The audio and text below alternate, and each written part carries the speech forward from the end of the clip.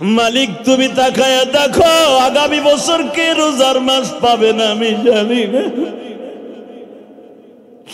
যারা তোমার নবীর কথা শুনিয়া কাঁদবে মালিক আমার ওই মা বোনদেরকে তুমি মাফ করে দিবা।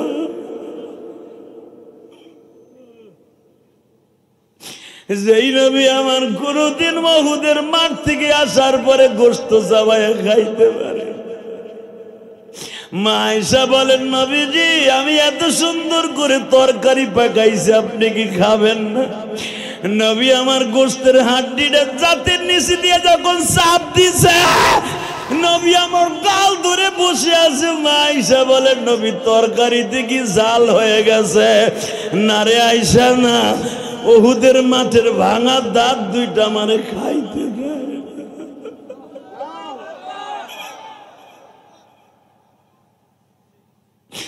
আয়েশা যখনই গোশত চাবানি দেয় মাথার মজক শুদ্ধ ব্যথা করে।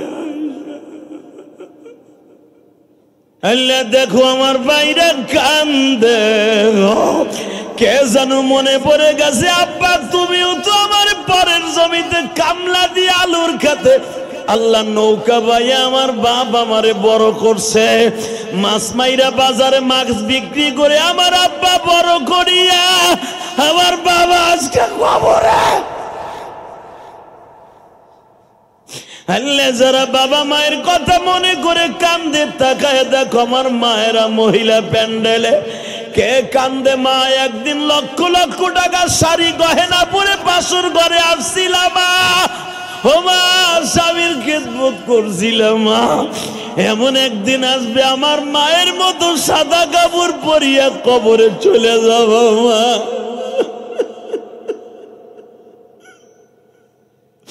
আমি ইলিয়াসুর রহমান জিহাদির মা মাত্র 29 বছর বয়সে মারা গেছে মা। ওই গোপালগঞ্জের জমিনে আমার মা ঘুমায় আছে মা। তুমি কবরে কেমন আছো জানি না মা।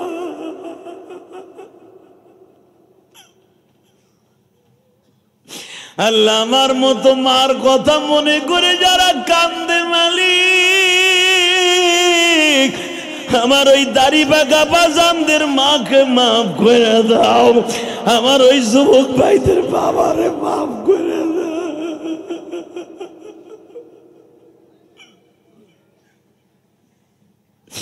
আল্লাহ পুরা প্যান্ডেলে কান্নার কান্না।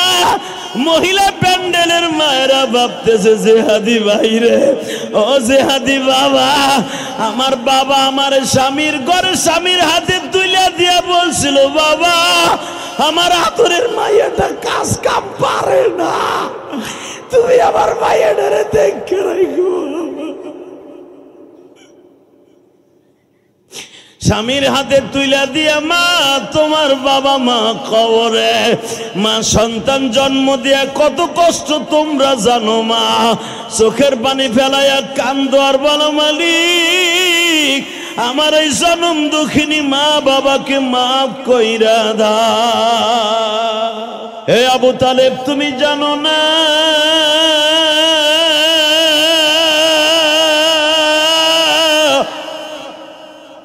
এই মুহাম্মদ হলো আখিরি নবী।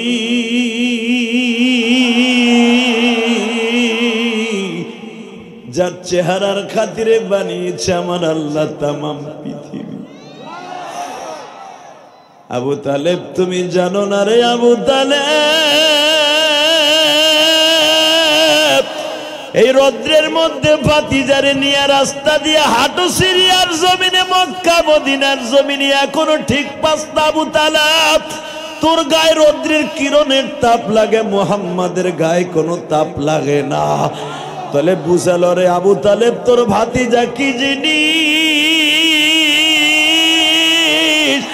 আবু তালেব মুহাম্মদ কি নিয়ে যদি আর একটা গ্রাম সামনে অগ্রসর হও গো তোমার ভাতিজারে মেরে ফেলবি ইহুদির বাচ্চারা।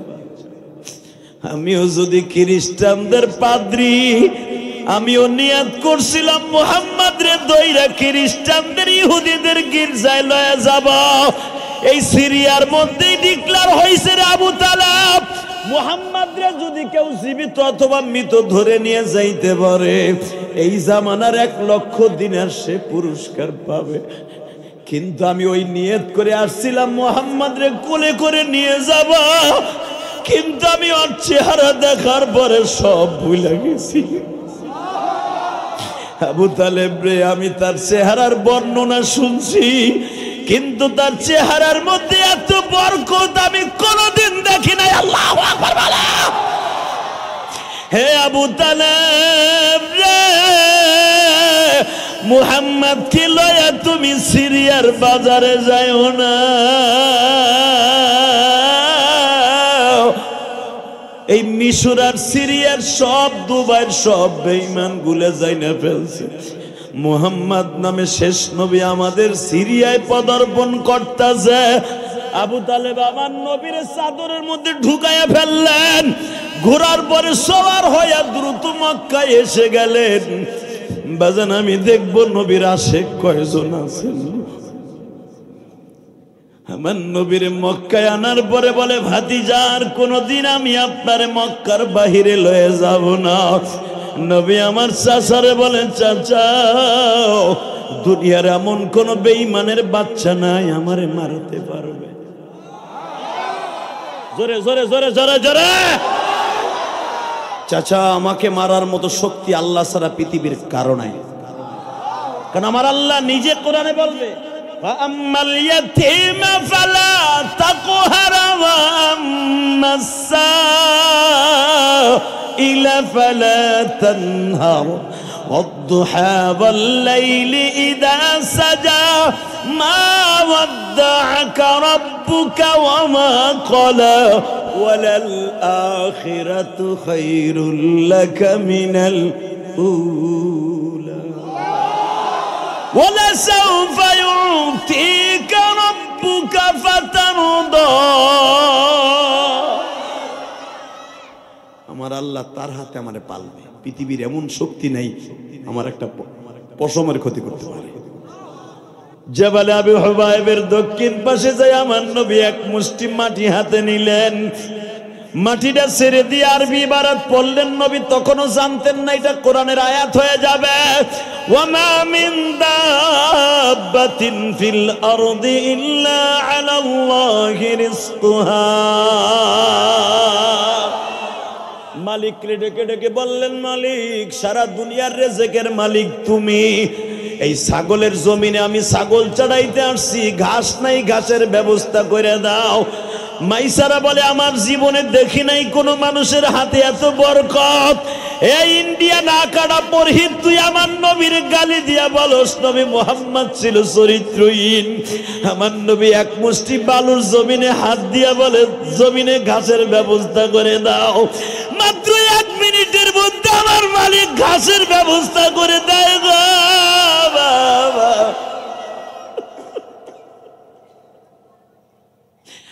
মাইসারা বলে, জমিনটা ছিল একবার ফ্রেশ বালুর জমিন, তাজা তাজা সবুজ ঘাস কোথার থেকে আসলো আমি নিজেও জানি না। এই জন্যই কি আমার ম্যাডাম বলেছিল, মাইসারা কোথায় কি ঘটবে আমার কাছে বইলে দিবি। আরে আমি কি বলবো, কোথার থেকে শুরু করব, কোথায় শেষ করব। প্রথম দিনে ছাগল তার মুরিদ, জমিন তার কাছে মুরিদ। জমিন রে যা কয় ঘাস দে, ঘাস উঠে যায়। জমিন রে বলে, ছাগল একটাও যেন এই দাগের বাইরে না যাইতে পারে। নবী আমার ছাগল রে লাঠি দিয়ে দাগ দিয়ে বলে, একটা ছাগলও যাবি না। ইয়া গনাম ইত্তাকুল্লাহ লা হারাবা। এই জমিন থেকে হাঁটবি না, পালাবি না। আমি নবী তোদের ঘাস খাওয়াবার জন্য আসছি। আমি আব্দুল্লাহর পোলা মুহাম্মদ, আমি তোদের ঘাস খাওয়ানোর জন্য আসছি। খবরদার এই দাগের বাহিরে যাই আমারে কষ্ট দিবি না। একটা রাম ছাগল ভ্যাব আওয়াজ দিয়া তার সমস্ত 325টা ছাগলের কানে পৌঁছাই দিয়া বলে, তোরা চিনিস এই মানুষটা হলো রাহমাতাল লিল আলামিন। চিনুনি ননি ছাগল এই নবীকে যার ছিলায় তামাম আল্লাহ বানাইছে। বাজানরে দুই নয়নের পানি দেখুন তুমি রমজানের একদিন আগে বুঝায় কও আজকে 27শে ফেব্রুয়ারি মালিক ভাষা আন্দোলনের মাস কালকে 28শে ফেব্রুয়ারি বিদায় নিয়ে যাবে। 2025 সাল আর কোনদিন আসবে না কিয়ামত পর্যন্ত। নিজের হাতে বান্দা তুমি বানায়া কোনদিন জাহান্নামে ফেইলো তুমি মওলা মাফ করে দাও মোদেরকে তুমি মাফ না করলে মাফ কে বলো করি। আল্লাহ রমজানের আর মাত্র মাঝখানে মনে হয় একটা দিন বাকি আছে মালিক।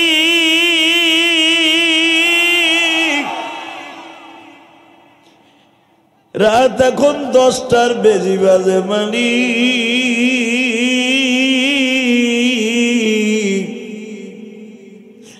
মাহফিল শুরু করার আগে তুমি দেখবা তোমার কোন পাগলের চোখে পানি।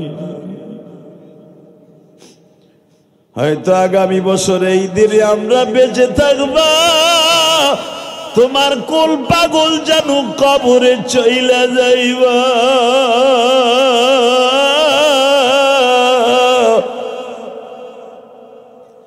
কার নসিবে 30টা রোজা আছে তা আমি জানি না। এদের মধ্যে কার যেন জনম দুঃখিনী মা ও দুঃখিনী মা।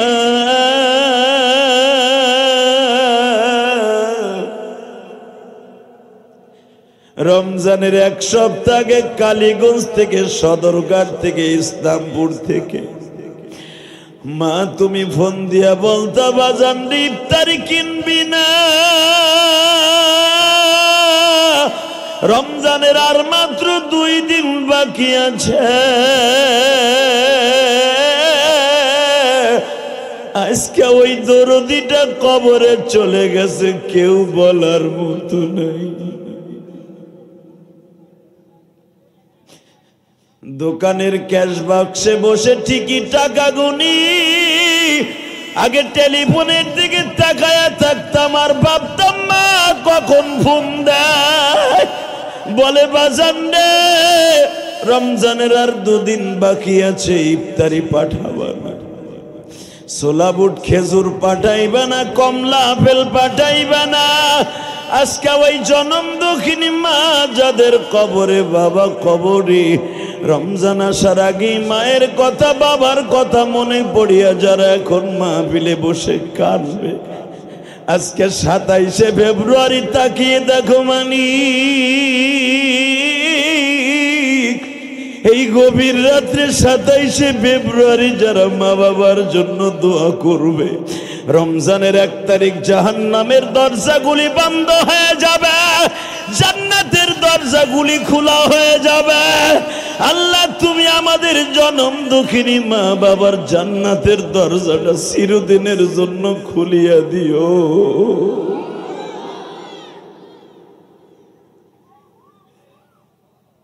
জোরকানা আমিন আর জোরকানা আমিন। যারা আমাদের থেকে একটু দূরে বইছেন এদিকে আহেন এদিকে আহেন হোনেন এইভাবে মাহফিলে বসা হারাম এটা কি আপনি জানেন? এ চান্দু চাচা তুমি তো বুঝছি ফৈনপুরের সবচেয়ে বড় জমিদার বংশের ছেলে আমি বুঝছি কিছু করার নাই। মাহফিলে যখন আয়া পড়ছেন প্যান্ডেলের একবারে গায়ে গায়ে মিলে বসেন। একটা পাপি লোক যদি থাকে দেখো মগা 2টা বইয়ে রয়েছে ওখানে খুঁটির সামনে ওলা কোলে করে ওখানে বইয়ে রয়েছে একটা ডেক সাথে লইয়ে আইছে তো ট্রান্সমিটারটা থুইয়া হেনায় মারহাবা বলেন। রাস্তায় যারা আছে দোকানপাটে সব দোকানের আলোগুলা বন্ধ করে দেন। দোকানের আলো বন্ধ করে দিলে অবশ্যই যুবকগুলো প্যান্ডেলে ঢুকবে। বলেন তো আল্লাহু আকবার, লিল্লাহি তাকবীর। দিন ইসলাম, দিন ইসলাম, আল কোরআনের আলো, লিল্লাহি তাকবীর। এবার আমার দিকে তাকান। আলোচনা যত সময় চলবে, আমি ওয়াজের শুরুতেই যাদের চোখে পানি দেখছি, আমি আল্লাহকে সাক্ষী রেখে বললাম, কারো গুনাহ মাফ না হলে আপনারটা হবে। চোখের পানি ছাড়া কোনোদিন গুনাহ মাফ করানো সম্ভব নয়। বলেন তো আল্লাহুম্মা আমিন। এই যে আমার বাজানটা বয়ে বয়ে কাঁদতাছে, মনে রাখবেন, যার যত গুনাহ কম তার তত চোখে পানি আসবে খুব দ্রুত। আর জাগো দেখবেন টাকা পয়সা বেশি, গুনাহ করতে করতে কলব গেছে শক্ত হইয়া, ওই বুড়ার ওই মগ আর জীবনে পানি আইব না। ও মনে করবো জান্নাত তো পয়সা দিয়ে কিনবো। কথা ঠিক না বেঠিক? জান্নাত তোমার শেখ হাসিনার খালেদার মান না, আর চাচা ইরশাদের তোমার বাপের না। কথা কন না কেন? জান্নাত আমাকে হুজুর গো কয় ব্যাপারটা না, যে আমারে 500টা ঘুষ দিলে জান্নাত তোমার দিয়ে দেবো বুড়াটা। কথা কন না কেন? জান্নাত কামাই করতে হলে চোখের পানি লাগবে। আল্লাহু আকবার জোরে বলেন। চোখের পানি ছাড়া জীবনের কোনো গু আসমানে যাবে না। আল্লাহ যেন সবাইকে আল্লাহ আজকে মাফ করে দেয়। জোরে কাটা আমিন। আলোচনা যত সময় চলবে আপনি থাকবেন তো ইনশাল্লাহ। চলে গেলে আপনার লস, আমার কিচ্ছু না। এক তো দোয়াটা পাইলেন না, দুই তো পোটলাটা পাইলেন না। এই যে পোটলা, এত বড় পোটলা করছে আমি দেখলাম, এত বড় চাচা। যদি বাইতে যাওয়ার পরে বুড়ি কয়ে বুড়া পোটলা কো, যদি কস আমার আগায় ধরছিল মোতায় ধরছিল আগে আয় পড়ছি, বুড়ি কয়ে তোর পালিশ চাপা দেবো। সব জায়গায় শয়তানি করস, পোটলা না নিয়ে আইছিস কেউ একটা। আপনি বুড়ি রাতে ঠুন্না খাবেন। অতএব দোনোটা লয়ে যাবেন আজকে, দোয়াও নেবেন পোটলাও নেবেন। বলেন তো ইনশাআল্লাহ। হ্যাঁ ঠিক আছে, পোটলা লোক আইছে।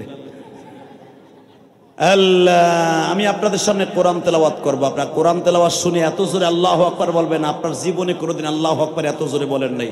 যদি বলেন আল্লাহু আকবার বললে কি হবে? আপনার কলবটা পরিষ্কার হয়ে যাবে।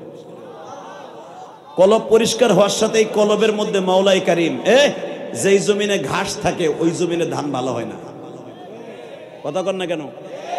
যেই জমিনে রিটিন ক্লিন থাকে, যা বুনাবেন ইনশাল্লাহ তাই বড় হবে। আপনার কলবে প্রথম আল্লাহু আকবার আলহামদুলিল্লাহ সুবহানাল্লাহ দিয়ে কলবটাকে পরিষ্কার করবেন শুরুতে, ওয়াজের শুরুতে। লাস্টে যখন চোখের পানিতে একটা ঝাঁকি দিবেন গুনার গাছে, সব বড়ই গাছের মতো গুনাগুলো জইরা একবারে ফ্রেশ হয়ে বাইতে যাবেন। কালকের দিন, পরের দিনে রমজান মাস আপনার বাড়ির সামনে আসবে। কারো রমজান কবুল না হলে আপনারটা হবে। বলেন তো আল্লাহু আকবার, লিল্লাহি তাকবীর। দিন ইসলাম, দিন ইসলাম, আল কোরআনের আলো, সারা বিশ্বে জ্বলো। আমার নেতা তোমার নেতা বিশ্ব নবী মুস্তাফা, লিল্লাহি তাকবীর। আল কোরআনের আলো, লিল্লাহি তাকবীর। এই তাকবীর গুলো মাঝে মাঝে দিবেন মাহফিলে, যেরকম মারহাবা। এই আল্লাহু আকবারের ধ্বনিটা আমার আল্লাহর কাছে এতই প্রিয়, আপনি জানেন? আল্লাহু আকবার, আল্লাহু আকবার। এই আল্লাহু আকবারের ধ্বনিটা আমার আল্লাহর কাছে এতই প্রিয়, প্রিয় হওয়ার কারণে নামাজের জন্য ফরজ হয়ে গেছে। নামাজে যখন আপনি এশারের নামাজ ইমাম সাহেব দাঁড়াইছে, আপনি কি বলছেন? রুকুতে যাওয়ার সময়, সেজদায় যাওয়ার সময়, রুকুর থেকে ওঠার সময়, নামাজে ডাকার সময়। কারণ কি? আল্লাহু আকবার এত চান্স পাইলো কেমনে আল্লাহর কাছে? কারণ আছে তো। সুবহানাল্লাহ তাসবিহ, আলহামদুলিল্লাহ তাসবিহ, আল্লাহু আকবার তাসবিহ। কারো চাইতে কারো ফজিলত কম না, কিন্তু আল্লাহু আকবার কেন এত স্থান পাইলো আমার আল্লাহর কলিজায়? আল্লাহু আকবার বলার সাথে সাথে তার হার্টের রোগ ভালো হয়ে যাবে। আল্লাহু আকবার বলার সাথে সাথে তার জীবনের গুনাহ মাফ হয়ে যাবে। আল্লাহু আকবার বলার সাথে সাথে দুনিয়ার সব কাজ নামাজের ভিতরে তার হারাম হয়ে যাবে। আর আল্লাহর কাজ করার যখন আপনি নামাজে দাঁড়ায় যাবেন, নামাজ শেষ হয়ে সালাম ফিরাবার সাথে সাথে সব গুনাহ মাফ। তাহলে এই শব্দটা সবাই জোরে দেবেন তো ইনশাআল্লাহ। বলেন তো লিল্লাহি তাকবীর। আবার মাহফিলে মাঝখান থেকে একটা যুবক লাভ দিয়ে দাঁড়াবে, সারা বিশ্ব দেখায় দেয়। শুনলাম আকাড়া মুদি, মুদি চেনেন না? ওই যে ওর সেনুর মাথাটা কাটা না আর কি, আকাডা মুদি 8 থেকে 9 মাস আগে একটা পুরোহিত ধরছিল আমার নবীর লুচ্চা কয়ে গালি দিছিল। নাউজুবিল্লাহ আস্তে কইলে বউ এমর বা চান্দু চাচা। আমি আবার নাউজুবিল্লাহ জোরে বলা। 8 মাস আগে ওর দেশের একটা আকাডা পুরোহিত